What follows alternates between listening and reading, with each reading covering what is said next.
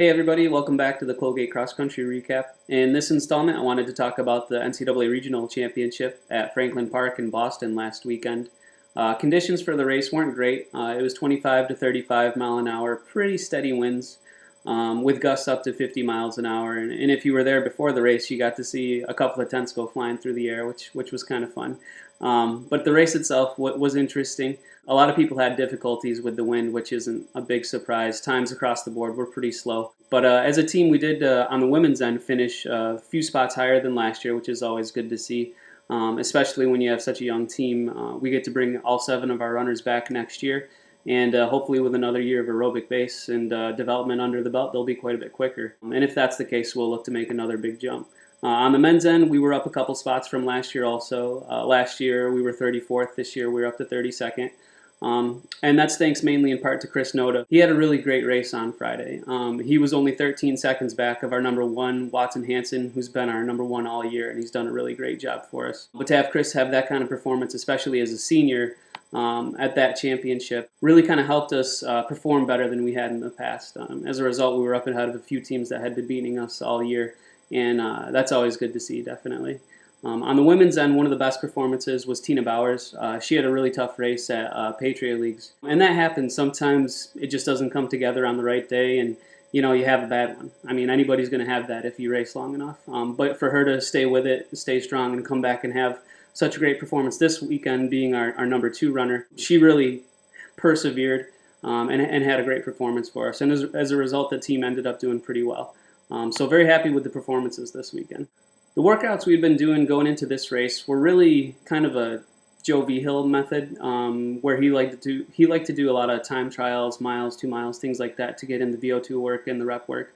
So for the guys, they did a mile time trial as their main workout last week. And we had 3 guys right up there running 4:22, 23, which was pretty good practice situation. We had to do it on the indoor track. So not ideal conditions there either, but for them to be able to pull out and run those kinds of times, which were PRs for a lot of the guys. It really showed they're in good shape, and they still have some speed. And we're going to try and sharpen that a little bit as we look forward to the IC4A championships, which will be next week.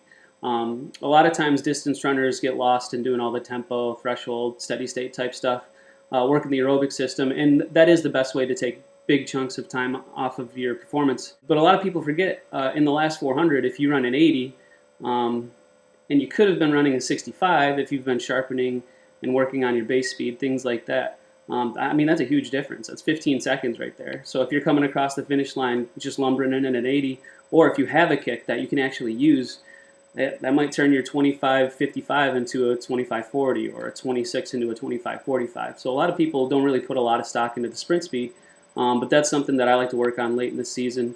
Not necessarily to work any kind of energy system, but mainly to develop the central nervous system so that we have that there if we need it at the end of races. And I saw a lot of guys have really good kicks. Both the men and the women actually were able to finish the last 200 meters real quick, which I think really kind of helped our performances also. We were able to steal a couple points here and there doing that. So all in all, the performances were great. I'm really happy that we were up a few spots from where we were last year, despite not having a few key folks. But, I mean, that's going to happen to anybody. We're not making any excuses, but for us to be up like that, that's really encouraging. And like I said, with the women's team in particular, bringing back all 7, we should be much improved next year, and I'm really excited for that. Our next meet is the IC4A Championship, November 21st, down in New York City, Van Cortlandt Park, the Bronx, whatever you want to call it.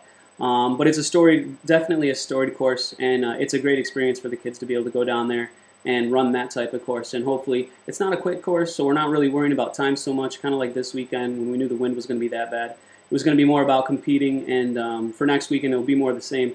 And again, we're hoping to improve on our performances from last year, and that'll be the big goal for us. All right, we'll see you next time.